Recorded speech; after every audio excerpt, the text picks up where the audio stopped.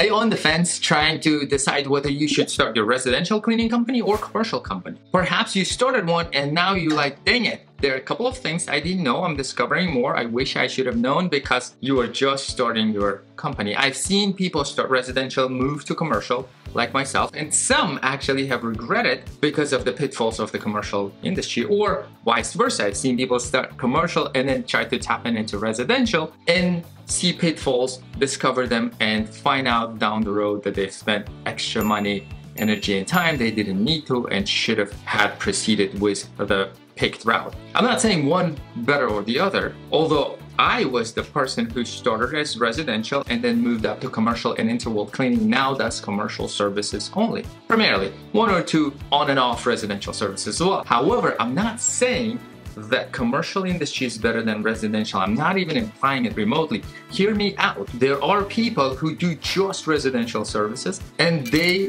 are grossing bigger than Interworld Cleaning does, and vice versa as well. So that is precisely why I've decided to put this video together, because you, my fellow cleaner, when you decide to dive into this amazing industry, which is extremely rewarding as well, you know cons and pros from both. So without further ado, let's start diving in. Residential services is a bigger market, which means a lot more residential houses than commercial accounts, right? Even with COVID and pandemia, the more people are actually coming into the residential and then they're figuring out their time is worth, like now they have to work from home, watch the babies, cook, and cleaning is something that extra now and they're willing to pay for it compared to pre-COVID. Many people were at work. So your market share is bigger when you are looking at the residential as opposed to commercial, so you're not literally fighting for the same customer back and forth and you're not kicking someone out to get their account. So when you have new people that are coming in on board to residential, recognizing the value of their time, then the market is growing. So there's literally unlimited bigger market growth opportunity for you. Speaking of one more benefit, that would be at daytime hours. Let's say many people on residential, those that work, that like the cleaning done when they're at their offices, and which is normally 9 to 5. So those could be the times for you that you can clean, unless the person is working from home. Because the reason is people normally, you will find that don't like vacuum noise and people cleaning while they're on the meetings and etc. So if you want any service between the normal office hours, like 9 to 5, then your chances are higher. If you're like me and you have 2 daughters that you drop off at school at 9 a.m. and then need to pick them back up at 3:30, perhaps you can pick up accounts between 9 and 3, and this way you go back home and pick up your kids and can spend more time with them. So 9 to 5 or working during daytime hours is one of the benefits. Better bonding opportunities, opportunity to get referrals and reviews as well, because while you clean, the customer who's paying you is the homeowner and they're writing a check from their pocket, and because it's theirs, the self-esteem, my feeling, is bigger. They are most likely, especially in the first several cleans, to be there to watch over you, to bond, and now you're gonna get to meet their kids, the pets, you're gonna know how to water their plants if that goes into your job description. So while you are working better and the customer is seeing how you work, that's a benefit, because that's an opportunity for you to bond with the customer. And as soon as you bond with the customer, now when they are pleased, you can get a review, online review, Google reviews, Yelp, whatnot, because they're all extremely helpful, or get a referral from them. You can also say, hey, who do you know who can benefit from the services that I offer? Or you can say, did you know this month I'm running a promotion? For example, I can do inside of your appliances, cooked off stove and fridge and microwave for free if you were to refer a customer who I can sign up with. And now, because what's in it for me as a homeowner is higher, not only are they saving money, they know they are referring a good cleaner to a person who needs, they are most likely to leave a better review and make the introduction for you compared to commercial. The next would be the higher hourly rate. And what I mean by that is, although the amount of monthly money that you make from that job is lower compared to commercial, where the accounts could be very, very big. But when you break it down to the actual amounts you're inside of the house cleaning versus the amount of dollars you get paid here on a commercial site, then hourly rate is higher. And I see a lot of people not knowing how to bid, whether they should bid hourly, whether they should bid per square feet. And let me know if you want me to put a video about that. But when you break down, regardless how you bid, whether you bid by hour or per job, fixed price, assuming your numbers are right, then per hour, when you break down the actual working hours versus commercial, you're making more money. And you need more accounts, of course, to make sure that as a gross, in the end, you're making more money as well. There's a lower startup cost. So the entry point to residential is a lot less. Literally, how I started, I had a vacuum cleaner. We don't, right? Because you clean your own houses. And then the cleaning racks, cleaning supplies that I had. And the very first customer I got was from Craigslist. I literally used what I had. I went to their house in Baltimore on Paca Street. I still remember, an awesome couple. And I did the cleaning for them with the supplies that I had. So it was literally no overhead cost in my case. And Craigslist was a free platform, which was back then effective. So it was my time that I put in to get the lead and processed and etc. So if you are shorter cash-wise and you still dream about and would like to start your own business, then residential might be the better fit for you because it doesn't require bigger equipment, bigger trucks and etc. to purchase to go in. Also the skill set wise, right? Carpet cleaning is a separate skill, window cleaning, stripping and waxing, power washing. So those skills, you might not have them. Perhaps you just need to learn them. So skill wise, and money-wise, the entry point is a lot less on residential compared to commercial. And one of the beautiful things is homeowners go by your terms. So you give them a contract before you start. Of course, some of them will review them, maybe will make corrections, but in general, they go by your terms. So it's not like they're creating a purchase order or vendor agreement with you because you're actually talking to the homeowner most of the times. And then should they like you, just present your terms and conditions and then they sign off. So it's a lot easier, which your terms protect you generally more anyways in unforeseen circumstances, especially clauses such as when you should get paid, that the homeowner shouldn't be hiring your people, what happens if there's no access, what happens if the alarm goes off, what happens if the sprinkler system goes off when you step in, and etc. Those are the things you should outline and write out in your service agreement, and normally customers will go by that. And one of the bigger points to consider as well is fast closing time, which means when you're talking in general, you're now talking to a decision maker. And if you impress him, her, or both, and it's much easier, then they will close. Whoever the person they feel comfortable emotionally, they're going to sign because there's no manager for them to approve. You are already talking to a manager. And another thing which is very important as well is the payment and cash terms, which means in most cases, upon completion, COD, which is cash on demand, that's what the abbreviation stands for. Homeowners pay you immediately upon completion. Sometimes they leave a check on a table where you know to take it after completing your job, or sometimes they put cash, or you can put them on automatic credit card payment and they are very happy compared to commercial. So those are main benefits for the residential. Now let's dive into disadvantages too. As with anything, this is a coin that has two sides. It's not only pros, but it also has cons, and let's dive into it.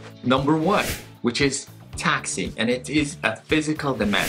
So in my opinion, residential house cleanings take a lot more out of you. If you're the cleaner, if you're a business owner and you're growing, that might be slightly better for you in a sense because you're not on your knees cleaning the floors and bathroom and a fridge and scrubbing the bathroom tile. But overall, if you are starting yourself like I did and you're gonna clean yourself, expect more output, energy output and time output to complete a task. Square footage wise, you will make lesser progress compared to commercial because it's in general much easier. And also one of the disadvantages to consider with houses that you don't think about commercial accounts in general is the allergies. Are you allergic to a dander? For example, I'm allergic to cat fur and I can't be around cats, especially for a long time.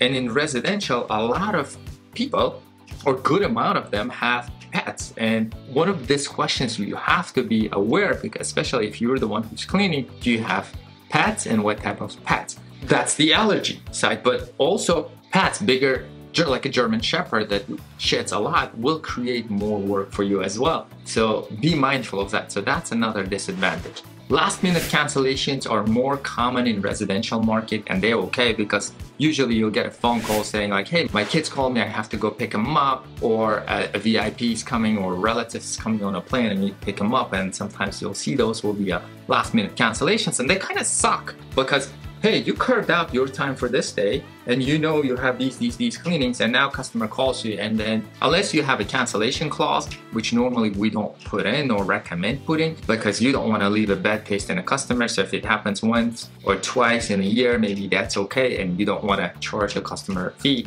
and put a bad impression so they cancel and look for someone else. Those you will find a little more common.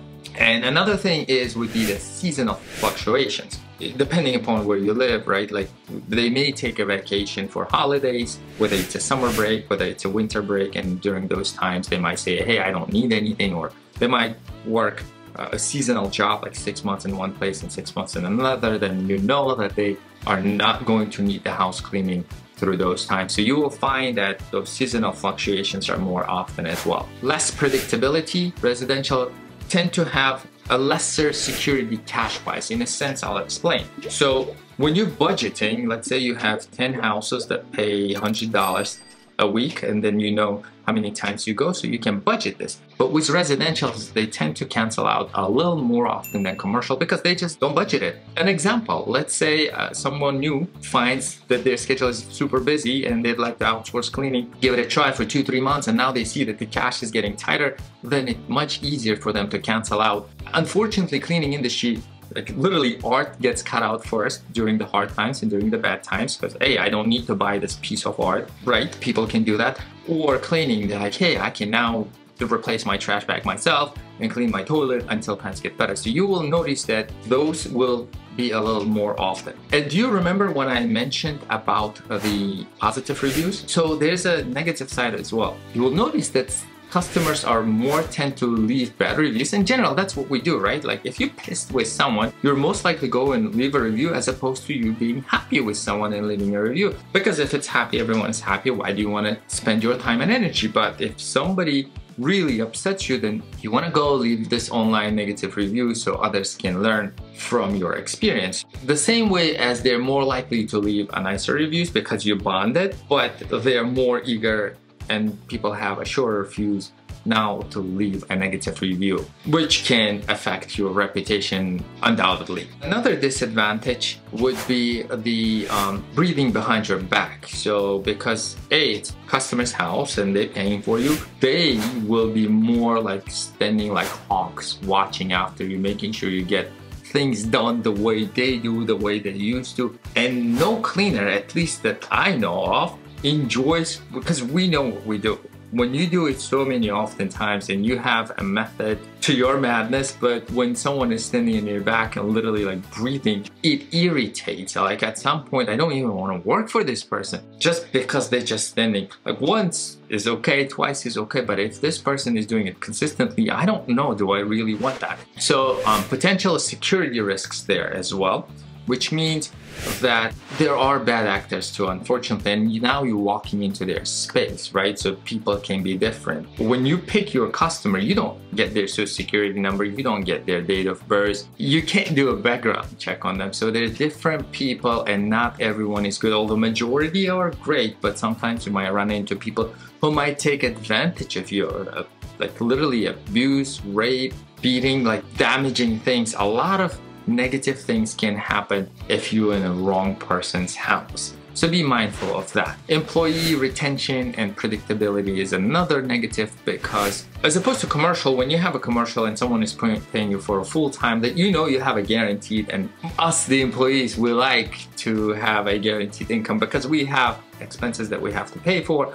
But here is a little difficult, right? Like if you have Tuesday, every other Tuesday, someone you need them for 4 hours, that it's harder to retain a person without guaranteeing them a full-time job. And rightfully so, because now this person needs to pay their own bills, and if somebody offers them a full-time job, even with, let's say, lesser hourly pay than you are paying, then they most likely take it because that's a guaranteed project. So you will find that growing your company is going to be slightly difficult because you need X amount of accounts to be able to bring that cleaner full time. But how are you going to do it? Because you're already doing so many accounts. So juggling the balls in the air will be slightly different. Sometimes you might find that, hey, you got 20-hour worth of week jobs, and then the next 20 hours you might just decide to bite the bullet and say, okay, if I don't get the jobs, I'll pay you for those hours because, hey, you want to retain this cleaner. And then if you don't get the jobs, then you're paying out of your pocket to that cleaner. Well, those are the pros and cons for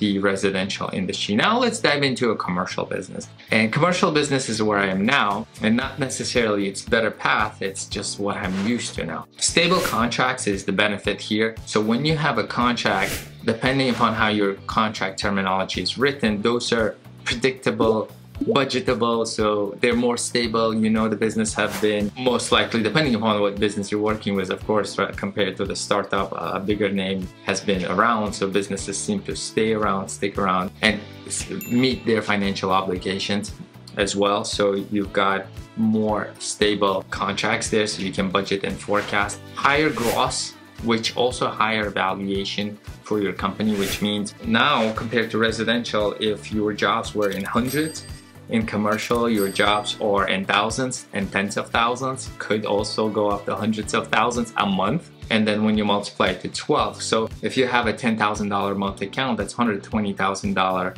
a month account for a year, annual, right? So if you have 10 of them, now you are $1.2 million company, so your valuation goes up. Should you decide to sell your company or keep growing it, the amount of volume that you get goes up. And the next thing that I'd like to bring up is the less physical strain on the people, whether you do it yourself or bring someone else to do it for you. It's just less, unless, right? There's always unless you're in a specific job type, which, hey, you're doing commercial kitchen cleaning, which is very taxing labor-wise, grease and stuck substances that you have to scrub them off and clean. It's very, very taxing. Or you are doing pressure washing or shipping and waxing, though depending upon the project itself may get very difficult. But overall, just regular office cleaning, common area, hallway maintenance is less taxing on your body compared to residential ones. And then the opportunity for growth is unlimited as well, because what happens there is a commercial account, one big commercial account might refer you to another big commercial account, like it's property management and etc. that are bigger, so you could get, or manufacturing plants, you could get like a lot bigger contract, which will allow you to grow a little faster. Retention of employees gets easier as well, because now if somebody gives you a 40-hour guaranteed project that you sold, now you know you have that 40 hours. Now you can bravely interview a person and promise the person 40 hours a week, and because you're promising a full-time, now you can get the person to start working for you faster.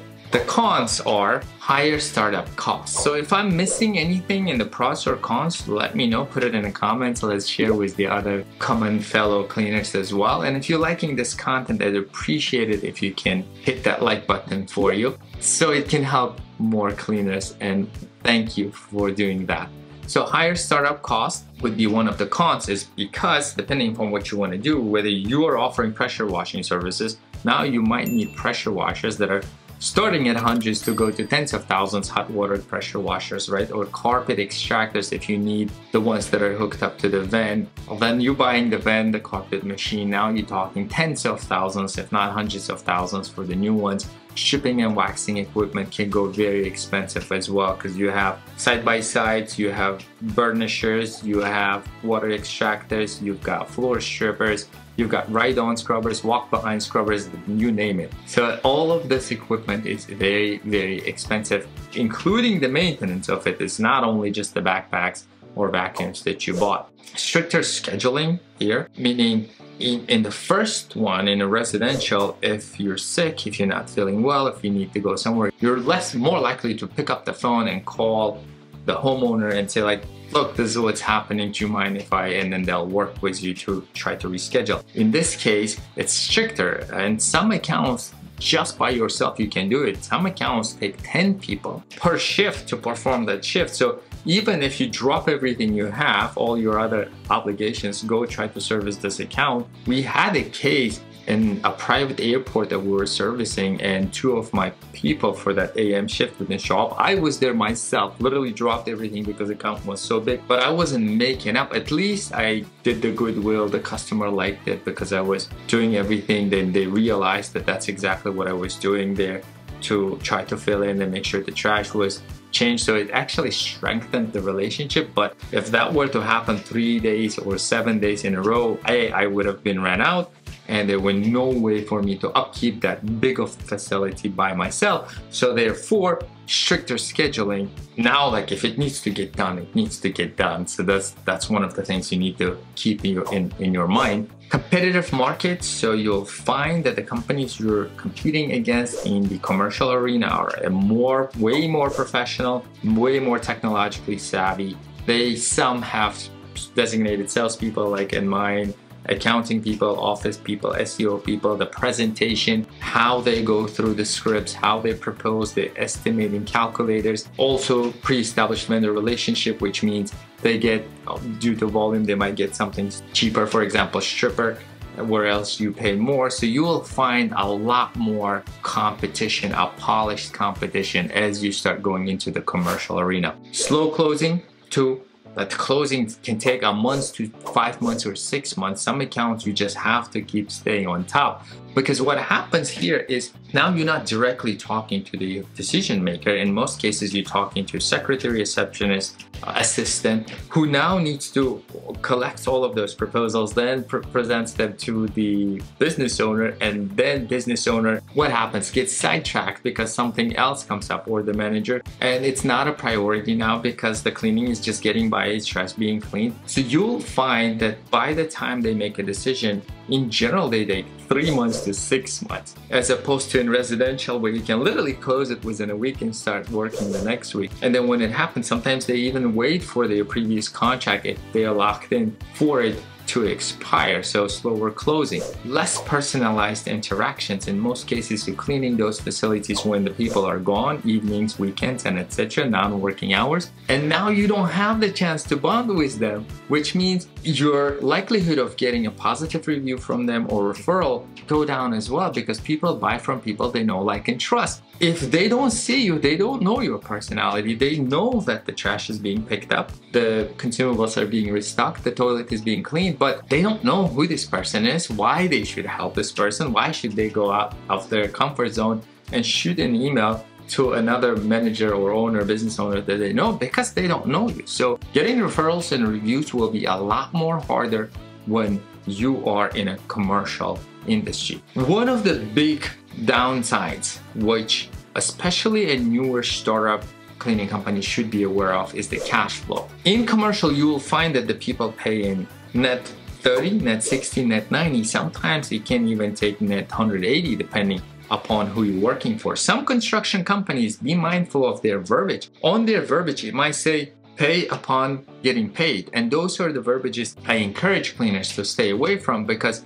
let's say it's a home improvement company, a construction company, and they build something and they need to go through the final punch list so they can get the final bill, which has the final cleaning. Then this will get dragged on. It can get dragged on for months and years, and you should be able to hold the fort, pay all of your expenses until you get paid. So be mindful of those terms, 30, 60, 90. We try to keep our customers at 30. Sometimes we'll go to 60 if the bigger customer. And then the service agreements. Now you're going by their purchase orders or their service agreements, because some are outright gonna say, dude, I'm a huge company, I've been in business for so long, unless you sign my service agreement, I can't hire you. And this will be the manager telling you who wants to hire you, because it's a corporate account, so it's not up to manager as well. So then your question is, you have to decide whether you want this account and go by their terms. And if you're going by their terms are normally drafted to protect them slightly more than